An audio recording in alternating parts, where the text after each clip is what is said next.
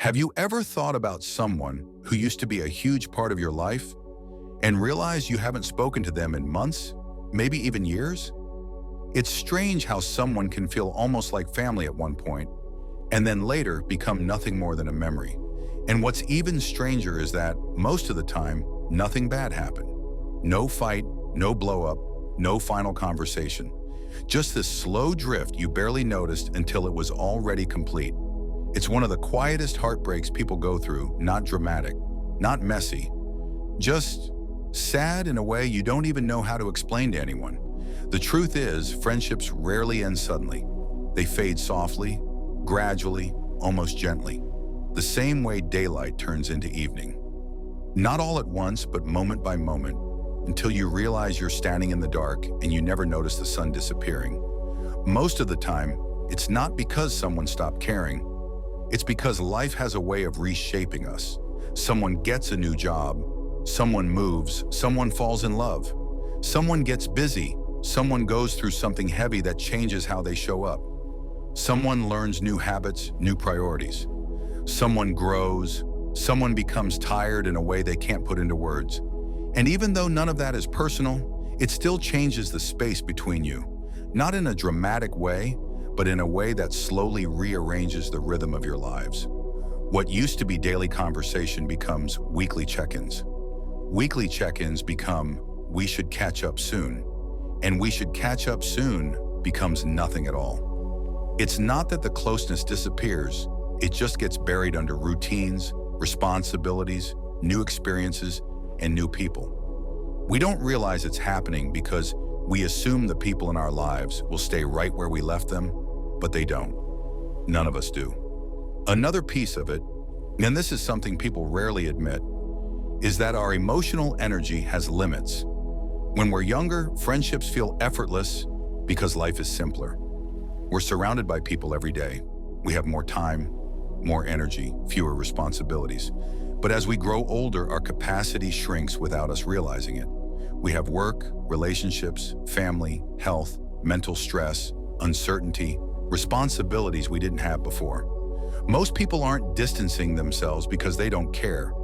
They're distancing because they're overwhelmed. And when we're overwhelmed, the friendships that require the least maintenance are the ones that survive, the ones that need more intentional effort, even if they're meaningful, quietly fade into the background. There's also that unspoken shift where the effort becomes uneven. One person is doing all the checking in, all the "how have you been" messages, all the planning, and eventually, even without saying it, they get tired. Nobody wants to feel like the only one holding the friendship together, so they pull back a little. And because the other person wasn't reaching out much to begin with, the distance grows even faster. Again, not out of anger, just out of exhaustion. Sometimes friendships fade because we grow in different directions. You become someone new. They become someone new. And the version of you that the friendship was built on doesn't exist anymore. It's not that you don't like each other. It's that the conversations don't hit the same. The inside jokes aren't funny anymore. The things you both cared about don't overlap the way they used to. It's almost like trying to hang on to an old jacket that doesn't fit anymore. There's nothing wrong with the jacket. It's just not made for who you are now. Another quiet reason friendships fade is that the environment that held you together disappears. Maybe you worked together, went to school together, lived nearby, had the same hobby. When those shared spaces vanish, the friendship becomes something you have to maintain intentionally. And most people underestimate how hard that jump is. Seeing someone every day makes connection easy.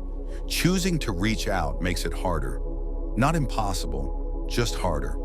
And unfortunately, life rarely leaves us the energy for harder.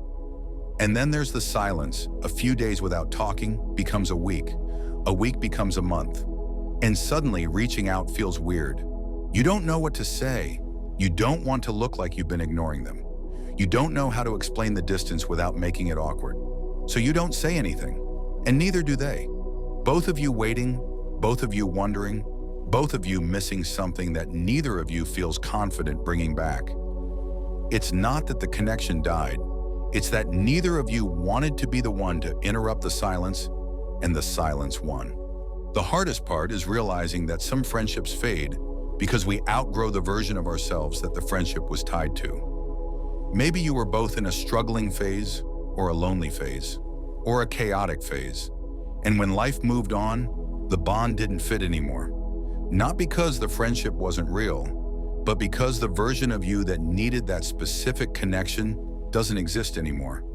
And sometimes, that's okay. We aren't meant to carry every person from every season of our lives into the next one. Some people are only meant to walk with us for a chapter, not the entire book. But here's the part that's worth remembering. Just because a friendship faded doesn't mean it wasn't meaningful. It doesn't mean it wasn't real. It doesn't mean you did something wrong. It doesn't mean they did something wrong. It just means the relationship served its purpose in the time you shared. You grew, they grew, life happened. And sometimes the most mature thing you can do is honor the memory without forcing it to be something it no longer can be. But that doesn't mean faded friendships can never return. Some of them do. Life has a funny way of bringing the right people back at the right moments. Sometimes years later, you reconnect effortlessly. No awkwardness, no blame, just warmth. And sometimes you don't reconnect at all. And that's not a loss. It's a sign that the space created by that friendship fading was needed for something else, something better, something more aligned with who you are now.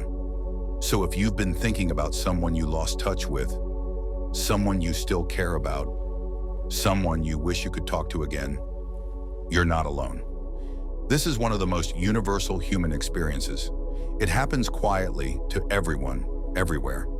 Friendships don't have to end with a fight to have an ending. Sometimes they simply fade the same way seasons change, naturally without force. And maybe the most comforting truth is this: a friendship doesn't have to last forever to matter forever.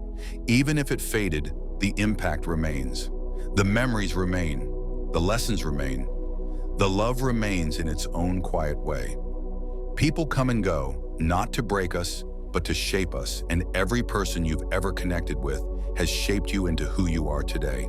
And that counts for something.